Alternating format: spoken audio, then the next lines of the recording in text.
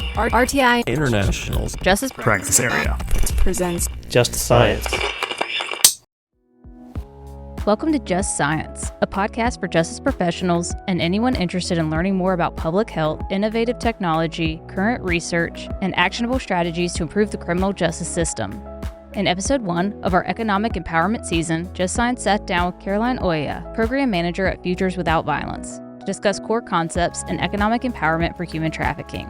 For those who have experienced human trafficking, economic or financial consequences are often inextricably linked to their trafficking experience and may leave those people without the skills, resources, or social capital to meet their needs in the community. Listen along as Carolyne talks about the role that victim advocates or social service providers can play in supporting someone's economic empowerment journey. This season is funded by the Human Trafficking Policy and Research Analyses Project. Some content in this podcast may be considered sensitive and may evoke emotional responses or may not be appropriate for younger audiences. Here's your host, Christina Melander.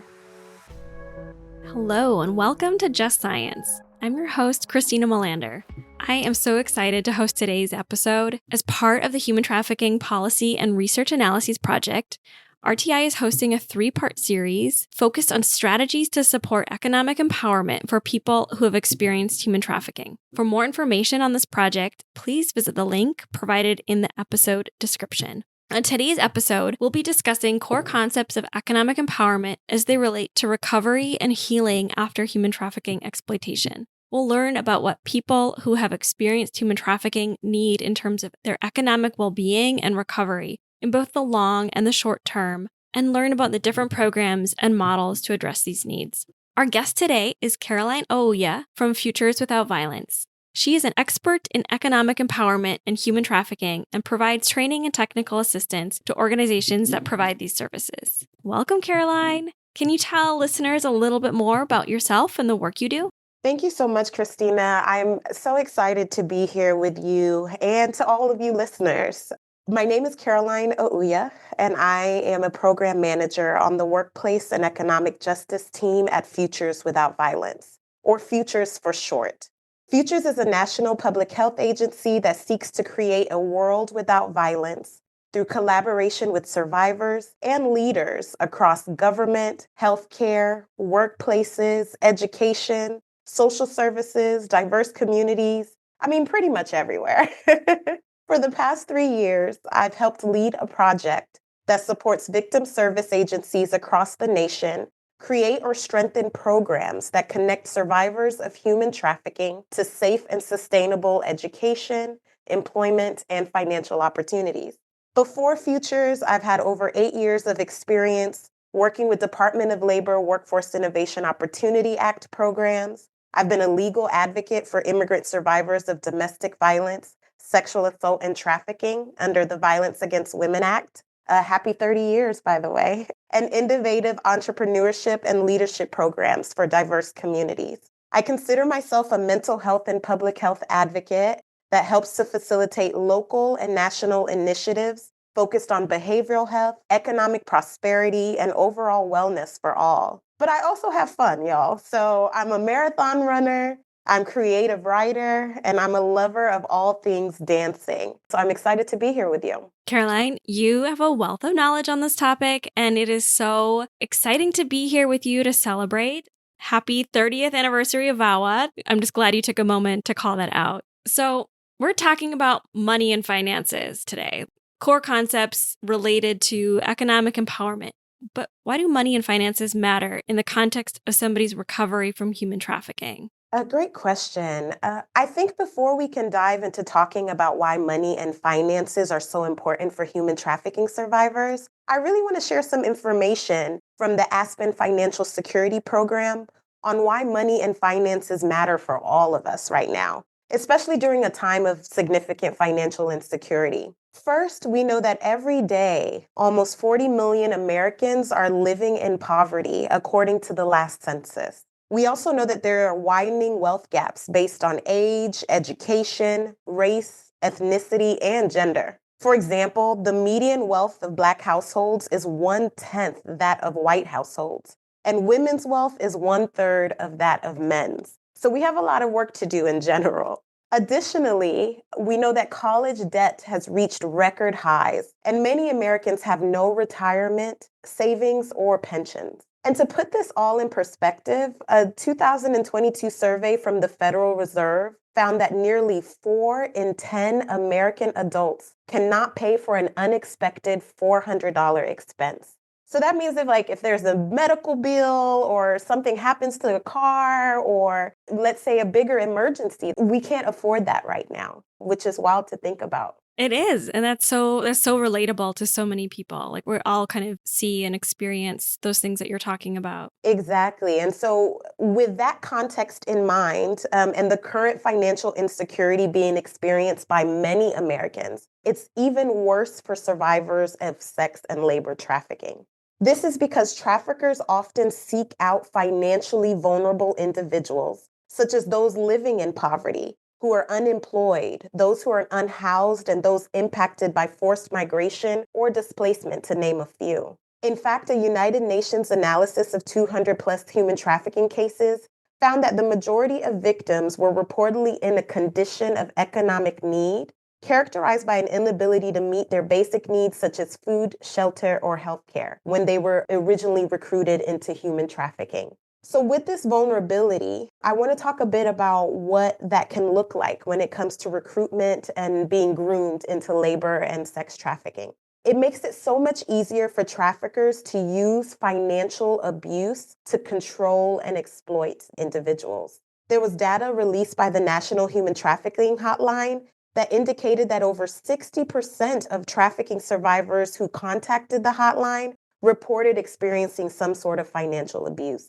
So it's so important because if we're able to address financial abuse, then hopefully we can address a lot of the vulnerabilities that survivors of trafficking experience. And I want to give a bit more information about what this financial abuse can look like. First, it can look like economic exploitation, which is when a person is forced into unsafe working conditions, when their wages are being stolen from them, or a person's legal right to work or their documentation is being used against them for forced labor. A second example of financial abuse is economic restriction or interference. So this is when a survivor, they're kept from earning and keeping the money that they earn. And so it makes it really difficult for that person to access their personal bank accounts or the financial resources that they need. Next is education or job interference or sabotage. We're just going to call it that. And this is when someone is deliberately prevented from applying for jobs, for pursuing education and training or leadership opportunities. And then when they do pursue these avenues, they have to drop out because of stalking or some sort of situation that makes it difficult for them to continue. And then the final form of financial abuse, which we hear a lot about for survivors of trafficking, is coerced debt. So this is when a trafficker uses a person's name or identity for their own expenses or credit-related transactions. And we know that that lives on a person's record for a very, very long time. So when we're adding what we've learned about what's going on with all Americans, and then we're adding these, examples of exploitation that's related to being vulnerable financially, that's why it's so important for us to focus on this.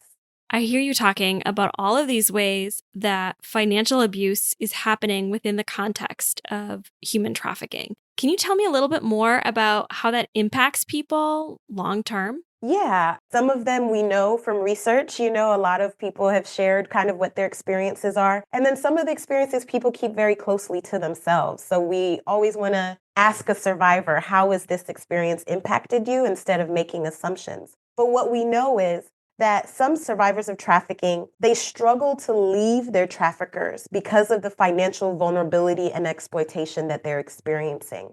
So they feel that if I leave, I don't know how I'm going to take care of myself. I don't know how I'm going to make money afterwards. I don't know how I'm going to be safe. So it makes it really easy for them to stay in that predicament. They also struggle to meet their basic needs after exiting trafficking. So imagine you've done all of the work individually, you've sought your resources to now be out of that trafficking situation, but then now you don't have any resources to pay for your housing, to pay for food, basic healthcare needs. So a lot of people are struggling with that after exiting a trafficking situation.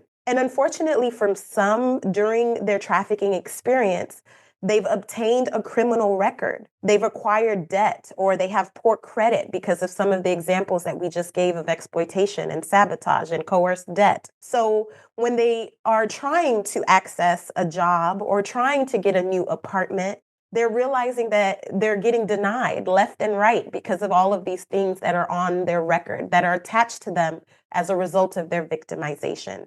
And then lastly, we know that many struggle with the impact of the physical, mental health, and trauma related to the challenges they've experienced. So there are a lot of resources needed to navigate the healthcare side of things, but also to be able to move forward into financial opportunities with confidence. So all of these struggles and barriers have long-term impacts on a survivor's relationship with themselves, with money, with work. And so we have to address financial insecurity for people who've experienced trafficking in a very collaborative, very creative, holistic, and intentional way. Thank you so much for laying the foundation and just explaining these different types of financial challenges, abuses and exploitations that people who have experienced human trafficking face when they're trying to exit and trying to gain control of their lives and their financial circumstances. So in a recent project co-led by RTI and Futures Without Violence on economic empowerment for people who have experienced human trafficking, we conducted listening sessions, both with service providers and with people who have experienced human trafficking about that process of economic empowerment. And through that project and those listening sessions, we collaboratively developed a definition of economic empowerment that I think is a helpful guidepost as we continue our conversation. So I'll read that out loud. It's the transformative process of moving away from exploitation and towards increased choice and opportunities to gain independence, stability, skills, and advancement in all areas related to one's economic well-being. And economic empowerment is the result of financial stability, financial literacy, and professional development. So thinking about that definition and this context of financial abuse and insecurity that you were just describing for us, tell us a little bit about what that process of economic empowerment actually looks like for survivors. At Futures, we have identified 5 critical elements of economic empowerment that are needed to facilitate access to workforce opportunities for survivors of human trafficking. These elements build on one another. So I want to highlight, from your definition or the definition that we came up with together through our research, that it's a transformative process. It's the sum of all of these parts that leads towards economic empowerment. And so the different 5 tiers, it starts off with crisis management. During this tier, you're focusing on addressing the immediate physical safety needs of a survivor and the basic and legal needs for a survivor, such as safe housing or shelter. You're also addressing anything that may come up in a crisis situation that would get in the way of a survivor being able to take advantage of a training program or follow through with the financial assistance opportunity.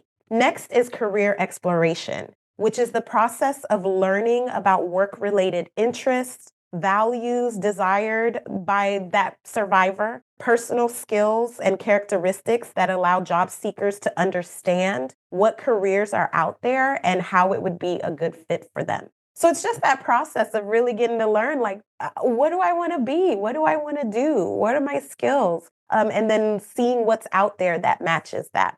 From there, we go into building skills and readiness for work. So this includes training on hard and soft skills needed for employment. It means addressing maybe career development needs that a survivor may have so that they are able to connect to the work opportunities that are available. From there, it's experience building. So experience building include opportunities for survivors to apply the skills that they have and that they're learning into internships or a job placement opportunity or a volunteer opportunity. It's just your chance to build your experience in a given area. And then finally, we have employment, which can include self-employment or entrepreneurship.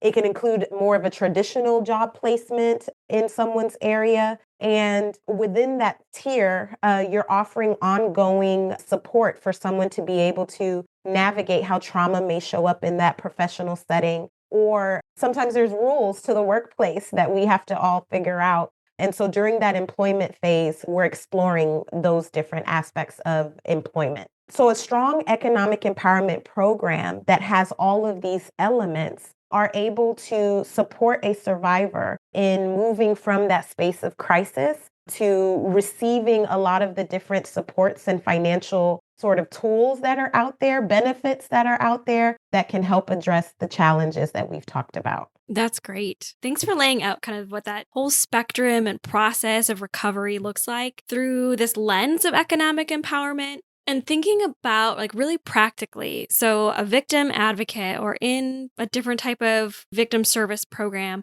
what are the concrete ways that they might help support their clients' financial needs?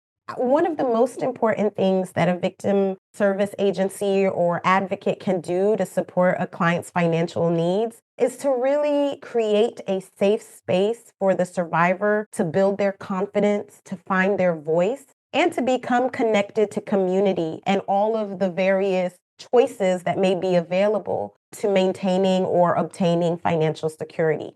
So advocates may hold biases and assumptions themselves about finances or employment that limit the kinds of resources and relationships that they're connecting a survivor to. So it's important for advocates to understand that each person and survivor is different, that their goal within these 5 tiers may be very different from each other. And so creating that safe space to ask those questions that will really help understand what are the most immediate needs for a survivor is very important. That sounds like folks really have to also kind of do their own work to understand their own relationship to money in that process of providing support as well. Absolutely. Because if we go back to what we shared in the beginning about the financial conditions of all of us, there's some things that we have to work on individually to feel comfortable talking about money. And that will in return help us have these meaningful conversations with a survivor. So yeah, very important. And a practical way to facilitate that understanding is to check in often and ask each survivor, what are you interested in? What do you feel are your strengths? What dreams do you have for yourself or your loved ones right now? What is your most immediate financial need and goal? And what do you feel is getting in the way of reaching that goal?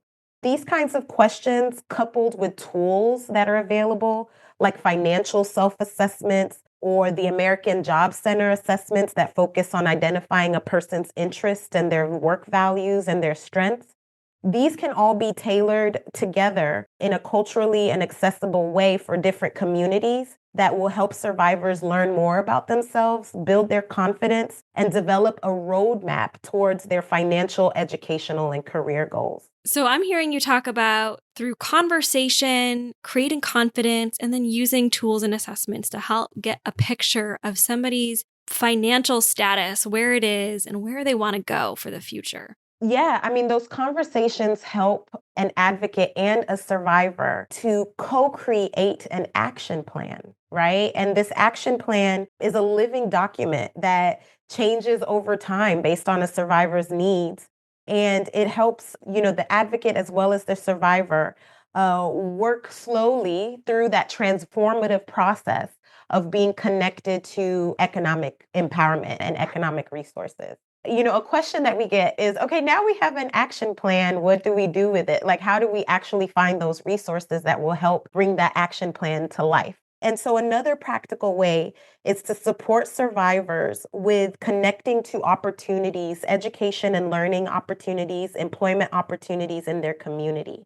So we encourage advocates to do targeted outreach and strategic collaborations with local workforce development programs, with credit unions, with workforce boards and adult schools, with community college career pathways, Chamber of Commerce, small business associations, Rotary clubs, and more. So just by listing that, you can see that there's many avenues to be connected to opportunity, but it takes time to build those relationships. That's great. And what are those opportunities, those connections, those partnerships? Like, where are they all going? What practical support would a Chamber of Commerce or a Rotary Club or a community college offer to a survivor? Like, what's the next step of building those partnerships? Right. So for a Rotary Club or Chamber of Commerce or some of these organizations that are more focused on supporting employers, this is a great place to connect with to find safe employment partners. It's not great to just connect a survivor to any job, right? We have to go the extra distance and connect a survivor to a safe job, especially because many human trafficking survivors have been living in unsafe working conditions as a result of their trafficking experience.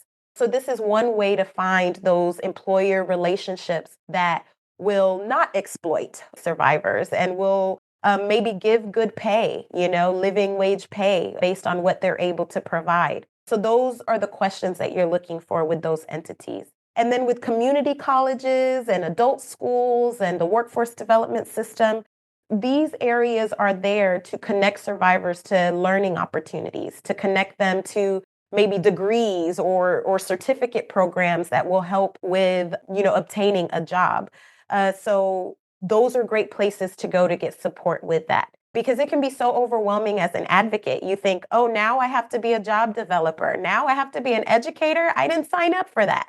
But there are a lot of relationships in your community that you can tap into that can assist with that goal. Are there any barriers that people encounter when they're kind of going through this process? Absolutely. So, for example, some may have limited English proficiency. So, we're looking for programs that could help with ESL, right? As a learning English as a second language, or can help with translation services, that are available in the community. For some, they may have an immigration status that makes it difficult for them to find a job, to obtain a legal job. So, we have to then, partner with legal systems to support that. Some may have a criminal record, like we've talked about, and so that gets in the way of being able to obtain certain opportunities. And so there's conversations and connections that need to be had about how to navigate that particular barrier. We're also hearing that many struggle with finding childcare, that some of the costs for training programs can be very high, and transportation may be difficult to navigate getting to and from all of these opportunities. So those are common barriers that we should think about as advocates when supporting and connecting a survivor to these opportunities. And these barriers, you can't fix them overnight, right? You all of a sudden, I'm originally from Kenya. English isn't my first language. I didn't learn English overnight, right? So with that context in mind, we have to remember that the process of moving through these different barriers and critical elements, from crisis management to stable employment or income coming in, it takes time. The average amount of time it takes to work with a survivor through this is about 3 years. And so it's important that advocates explore alternative ways to provide temporary financial assistance while survivors of trafficking are moving through these tiers. That can look like safety funds that survivors can access when they're in need. That can look like stipends to participate in these different tiers and programs. That can look like cash assistance or match saving programs. And there's also access to victims assistance compensation programs, paid internships, and apprenticeships. And these are all models that survivors can get paid while they are working their way to economic empowerment and stability.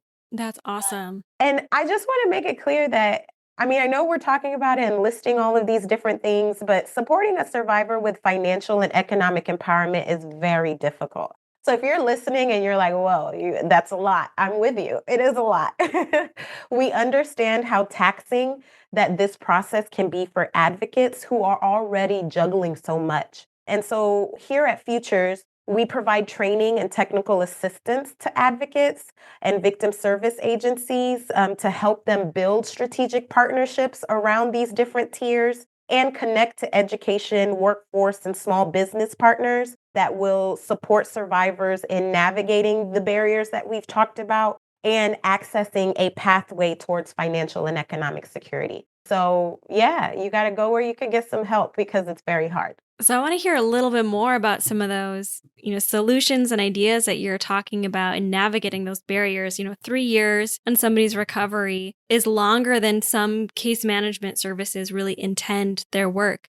How are advocates learning to address some of those challenges when they're doing this economic empowerment programming? Yeah, I mean, I want to reiterate again that sometimes victim advocates may feel a lot of pressure to operate outside of their expertise and operate outside of what they're being hired to do in the first place. So all of a sudden, some advocates are signed up to assist with crisis, but now are being asked to be a job developer or a financial advisor or HR manager to support with work readiness. It can be very challenging to navigate these different labor and education systems that are often expensive or can be inaccessible. And I think that that's a very unfair burden to put on advocates alone. And that can cause burnout, that can cause frustration. And so, we're over here looking at solutions to that. Some examples that I've seen in the field that address this challenge of just burnout and sort of advocates feeling like they're required to do so much more than they have a scope for is we've seen some agencies hire specialized staff that focus exclusively on employment, finances, or education. That way, if something comes up and an advocate sees that this is a need, the advocate can then refer to that specialized role that then will go out and find the relationships and do the connections that are needed in this space. And this solution requires planning, it requires funding because you're hiring more people. And some of them are either internal experts or some of them may be a contractor or a consultant that comes in. And so it's important to either plan for it ahead of time by putting money and naming it into a budget for your program, or creating strategic partnerships with other organizations that already have this expertise and leveraging those to be able to provide this support for survivors. Another challenge is that many programs struggle to engage employers who can provide a living wage and competitive benefits. So programs have gotten stronger at providing, supporting with building skills and experience, but we're still having a difficult time with connecting to safe and sustainable employment opportunities.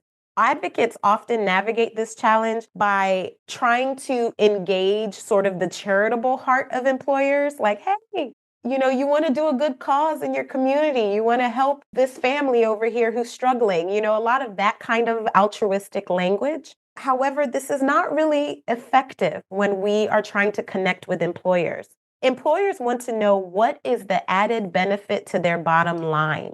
So it's helpful for advocates to learn about the needs of businesses that they're seeking to have a relationship with, and then make a case for how the skills and strengths of the survivors in their community would help fulfill that need for the employer. I've heard you mention financial literacy as one component of the economic empowerment process.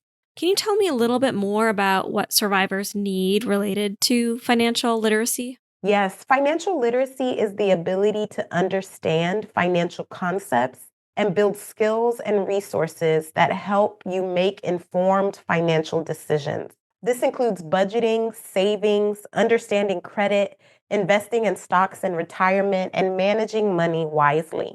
The truth is that survivors are some of the most financially resourceful people I know. They can turn a dollar into a multitude in a way that highlights their dynamic resilience and skills. However, it's difficult to build financial literacy without finances.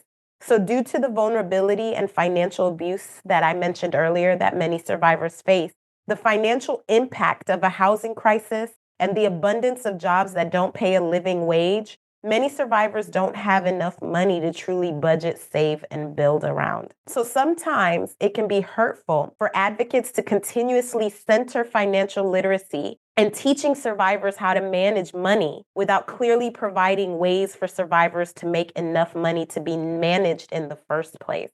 So while that education may be important, the first thing survivors need is cash.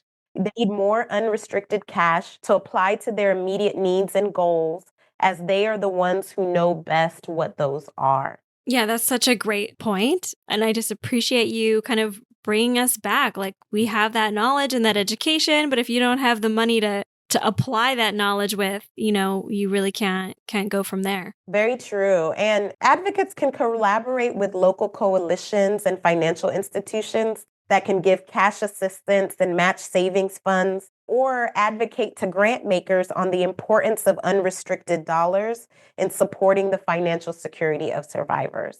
For sex and labor trafficking survivors, victimization and exploitation happened in the context of work and pursuit of financial security. So these adverse and traumatic experiences become embedded within personal relationships with money and work. So it may be helpful for advocates to partner with mental health practitioners and coaches that specialize on the relationship between mental health, trauma, and finances to help survivors gain social emotional skills that will help on their journey towards financial and economic freedom. Advocates are also encouraged to expand traditional how-to financial literacy curriculums to incorporate conversations and activities that explore the emotional and cultural ties that are related to money and wealth building. Yeah, that's so powerful. It's just like getting at some of the root causes or, Exactly.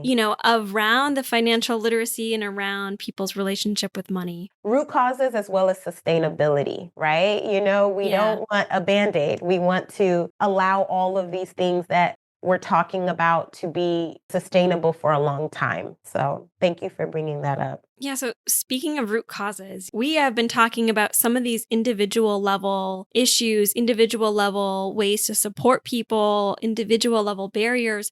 But let's talk a little bit about systemic contributors. Like there are bigger, broader forces at play related to the things that we're talking about. Can you just share a little bit more about how you see systemic contributors to the economic challenges? I love this question so much because sometimes a survivor can feel like it is their fault that they're not financially secure, right? That they can't learn the new budgeting tool. And so that's why it's not working out for them. But we know that there's more behind that, the more of systemic implications. So first, we know that those who are forced, frauded, or coerced into trafficking often come from Black, Indigenous, immigrant, LGBTQIA+, and other communities of color who are already systemically excluded from resources and opportunities.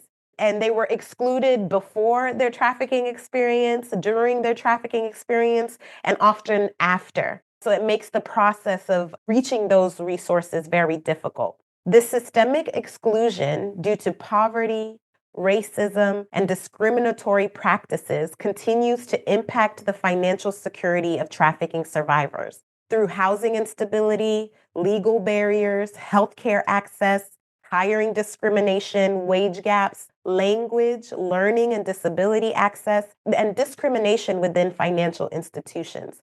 So these are all the different things that survivors are fighting against in order to reach their own level of empowerment. So that's why the work is difficult, because it's not just an individual challenge, it's a systemic challenge as well. Yeah, and I'm hearing you talk about the interconnectedness of what's happening on people's daily lives, with what's happening in the economy, with what's happening in our society, with bigger systems related to, race, ethnicity, gender. So how do we address some of those things? Great question. I ask myself this question every day, y'all. Like I really do. Yeah. And I'll say that we're still trying to find the golden answer to that question. But it is important for advocates and survivors to continue pushing for authentic involvement in decision-making spaces. So whether it's through their local government, like city councils or the economic development roundtables, workforce board conference rooms, or small business conversations, by bringing up what we know to be a challenge for survivors in accessing these resources, we hope that we can change those systems, and impact those systems so that we are improving access for survivors, and we're addressing how economic abuse can show up in those spaces. So a seat at the table ensures that we can educate the right people and advocate for higher financial and resource investments that will directly go towards the economic and supportive services of survivors. So that is one way. Get in the room where it happens, knock it down a little bit if you have to, and ask questions. Let them know that these are the barriers that are being experienced. Carolyne, we have covered so much ground in talking about economic empowerment, the programs, the solutions, what's happening. But where do we have room to grow? There's always room for growth. And Unfortunately, one area I can think of right now is that unfortunately there's not enough reliable data and evidence-based research to demonstrate which financial literacy or economic empowerment strategies are the most effective for helping survivors of trafficking reach security. So that's a gap. To get more data, get more research on what's working so that we can continue to advocate for those as best practices. There are also some valuable lessons that we can learn from other models, like the supported employment models, universal basic income pilots, self-sufficiency programs that are associated with other funding sources, such as the Pathways to Work Evidence Clearinghouse. But there's still a huge need for anti-trafficking organizations to build time and funding towards evaluation of the models that they are implementing in their community. This information can help the anti-trafficking field as a whole become more unified in our approach, become more unified in the language we're using, in the advocacy that we're doing so that there's strength in our collective advocacy, and then strategic efforts. So that's one area that I see a gap on that we could focus on. Also, many advocates and programs are operating in silos, and they're not taking full advantage of the opportunity to collaborate across funding streams, organizations, financial institutions, and other workforce and economic development initiatives in their community. So I would encourage advocates to participate in economic development task force, skilled employment working groups, local councils, community colleges, and education leadership groups. By participating in these spaces, advocates can meet champions from those industries who can support in building pathways for survivors and helping to address some of the barriers that we've talked about. Also, advocates can play a role in educating these different groups on the connections between trafficking and economic and financial insecurity. At Futures, we understand that collaboration takes time. It takes effort, it takes a lot of resources and tools on how to maintain relationships that support our collective goals and values around supporting survivors with economic empowerment. So there's some resources that we've developed, like Building Collaborative Responses to Trafficking Project, Building Pathways and Collaborations with Workforce and Education Systems, and other resources that you can find on our website that will help the field understand the economic barriers, best practices, and how to connect to opportunities in their community. It's so great to hear about the resources and programs that are available in this space and the way that we're all kind of collectively moving to be thinking and addressing economic empowerment more intentionally. What are you seeing as innovative approaches in this economic empowerment space? Like, what is exciting you the most right now as you look to the future? Yeah, there's a lot of great innovation happening in the field. I'm excited about all the work that's being done across private and public sectors to create better opportunities for survivor leadership and engagement in the anti-trafficking field. For lifting up organizations like the National Survivor Network, Survivor Alliance, the Office for Victim of Crime Survivor Engagement Training and Technical Assistance Group. So these are all, wonderful organizations that are ensuring that survivor leaders are at the heart of establishing economic empowerment programs across the nation. So I'm very excited about that. I am also happy to see industry-specific programs that are coming up. For example, Annie Cannons has an IT and coding career pathway specifically for trafficking survivors, where they support the training of as well as the job placement for survivors who are interested in coding and IT.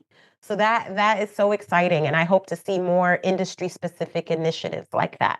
There's also some amazing alternative economy structures that are being created. For example, there are community cooperatives and social enterprises and guaranteed income or universal basic income pilots that are happening all across the nation.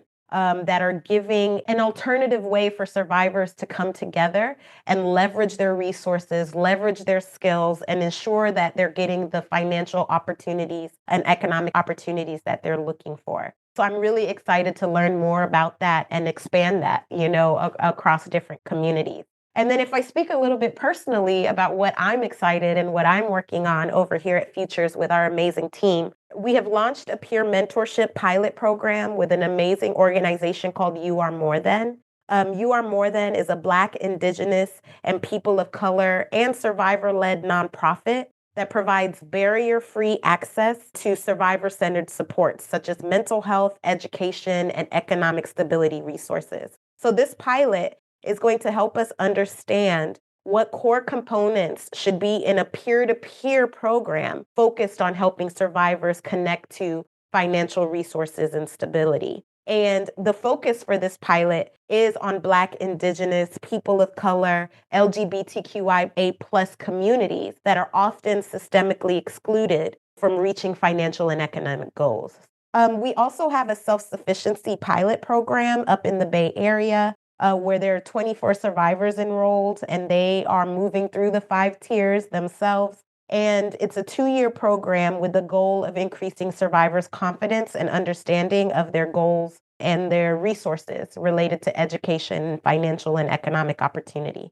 And then lastly, RTI and Futures is continuing our wonderful relationship to develop a self-assessment toolkit for programs that are focused on economic empowerment for survivors. So hopefully this toolkit will help all of us understand how to better design and align our programs to the needs of survivors and to lift up best practices that will help us reach the goals that we've talked about today. So those are some things happening that are very innovative that are going to help us inform this work moving forward. And so we're excited to see what comes from it. Those are some great takeaways, and it is so thrilling to hear about those pilot projects and the work that's just being done in this space to help improve economic empowerment programming. If you want to learn more about the work that Futures Without Violence does, visit their website that's linked in the episode description. Carolyne, thank you again so much for joining us and sharing all of your perspective, your wisdom, and your expertise.